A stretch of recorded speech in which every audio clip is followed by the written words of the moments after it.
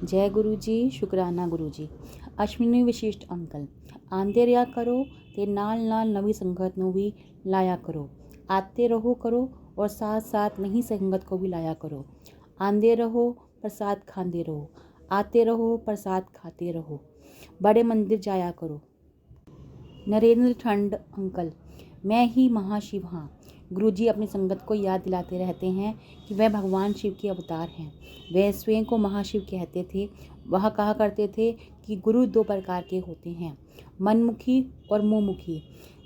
वे यह भी बोले कि वे मनमुखी हैं क्योंकि संगत के मन की बात जानते हैं। संगत को क्या परेशानियां हैं गुरु जानते हैं, उन्हें बताने की आवश्यकता नहीं होती। मंगिया नहीं मनिया करो। गुरुजी अक्सर कहते थे कि गुरुजी से कभी कुछ मांगना नहीं चाहिए क्योंकि उनमें गुरु का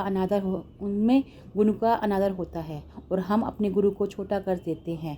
मांगो नहीं मानो। गुरुजी कहते थे जिसका अर्थ है मुझसे कुछ मत मांगो, बस मेरा कहा मानो। वे संगत को याद दिलाते थे कि हो सकता है उन्हें कुछ बड़ा मिलने वाला हो, लेकिन हम उनसे कुछ छोटा मांग लेते हैं। गुरुजी हमें बताते थे कि भौतिकवादी चीज़ें मांगकर और इच्छाएं रखकर हम गुरु की शक्ति और दिव्यता को छोटा कर देते हैं। गुरुजी ने मुझसे पूछा था कि हमें उनसे क्यों नहीं मांगना चाहिए। मैंने उनसे कहा कि हमें मांगने की आवश्यकता नहीं है क्योंकि बिना हमारे बोले ही वह हमारे मन की बात जान लेते हैं। फिर गुरुजी बोले कि हम जब तक कुछ मांगते हैं और वो अक्सर हमारे लिए सही नहीं होता, तब भी उन्हें वह देना पड़ जाता है और वो खुशियाँ अल्पकालिक होती हैं। लेकिन जब गुरुजी अपनी मर्जी से कुछ देते हैं तो वह खुशियाँ चिरस्थायी होती हैं, ना केवल इस जन्म में बल्कि आने वाले जन्मों में भी।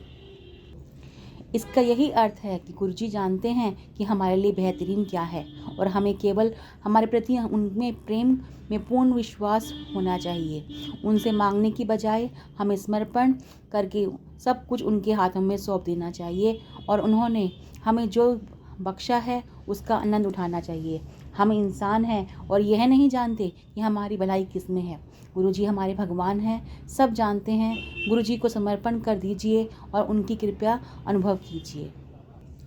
उन्होंने कहा कि उनका पूर्ण आशीर्वाद पाने के लिए संगत को उनसे कुछ दूर ही बैठना चाहिए। आशीर्वाद के लिए पास बैठना जरूरी नहीं है। गुरुजी ने कहा कि उनसे ज़्यादा आशीर्वाद प्राप्त करने के लिए हमें उनसे कुछ दूरी पर बैठना चाहिए।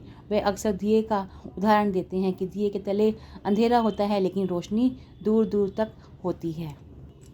गुरुजी ने कहा कि उनकी शरण में आए हुए भक्त को किसी मंदिर में जाकर दूध चढ़ाने की जरूरत नहीं है क्योंकि वह स्वयं ही माँ शिव हैं। उनकी शरण में आए भक्तों को किसी मंदिर में जाकर शिवलिंग पर दूध चढ़ाने की आवश्यकता नहीं है क्योंकि वह स्वयं महाशिव हैं।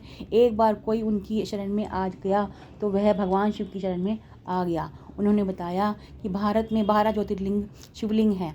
बड़े मंदिर का शिवलिंग सबसे महाशक्तिशाली है। जो भक्त संपूर्ण निष्ठा व भक्ति से शिवलिंग की पूजा करेंगे उनकी सभी इच्छाएं कामनाएं पूर्ण होंगी। गुरुजी द्वारा मनकों की माला का निषेध है। गुरुजी मनकों की माला के साथ जाप करने से मना करते हैं क्योंकि ऐसा करने से अहंकार आ जाता है।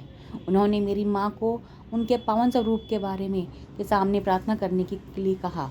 उन्होंने कहा कि उनके स्वरूप को जल में भिगोने के बाद उस अमृत रूप जल को सारे घर में छिड़काव कर दें।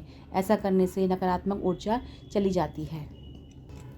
यह हम इंसानों के लिए आश्चर्यजनक है और हमारी समझ से परे है कि गुरुजी जो करते हैं वो कैसे करते हैं।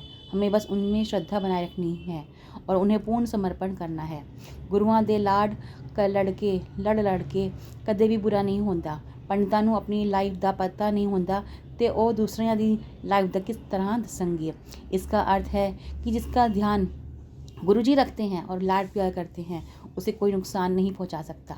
ज्योतिषियों को अपनी ज़िंदगी का पता नहीं होता, फिर वह किसी और की ज़िंदगी में के बारे में क्या बताएंगे। भक्त के जीवन में जो कुछ भी होता है वह गुरुजी की इच्छा और उनके महान निर्णय से होता है। गुरुजी के वचन है कि कुछ भी संयोग नहीं होता। एक भक्त के जीवन में जो कुछ भी होता है वह गुरुजी की मर्जी से होता है और उनके ही सर्वोच्च निर्णय से होता है। उन्होंने कहा कि केवल वे जानते हैं कब और कहाँ उनके भक्त को आशीर्वाद दिया जाए। इतना टाइम हो गया फिर भी तुम गुरु ਨੂੰ नहीं समझिया। गुरु जी का कहना है कि उनका भक्त बने इतना समय हो गया है। फिर भी मैं उन्हें और उनकी दिव्यता को नहीं समझ पाया। वे बोले कि ना तो उन्हें ठंड लगती है और ना ही गर्मी और ना ही उन्हें पसीना आता है। गुरुजी ने हमें भाग्यशाली बताया कि हमें उनकी सेवा का मौका मिला। सेवा करने के लिए मनुष्य में भक्ति, श्रद्धा व समर्पण की आवश्यकता होती है। गुरुजी ने कहा कि हम भाग्यशाली हैं कि हमें उनकी सेवा का अवसर प्राप्त हुआ और सेवा करने के लिए अपार भक्ति और समर्पण की आवश्यकता होती है।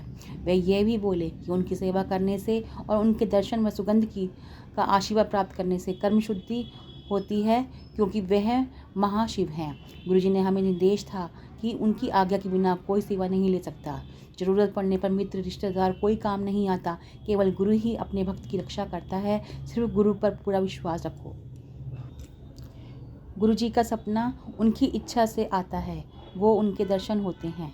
गुरुजी हमारे हमेशा कहते थे कि वे किसी के सपने में केवल अपनी मर्जी से आएंगे और सपने में आना उनके दर्शन होते हैं। उनके वचन है कि भक्त को अब उनका सपना आना मात्र सपना नहीं होता, वास्तव में उनके दर्शन होते हैं। जब भक्त घर से निकलते हुए गुरुजी की ब्लेसिंग साथ में रहती है, तब जब तक वे घर लौट कर आते हैं,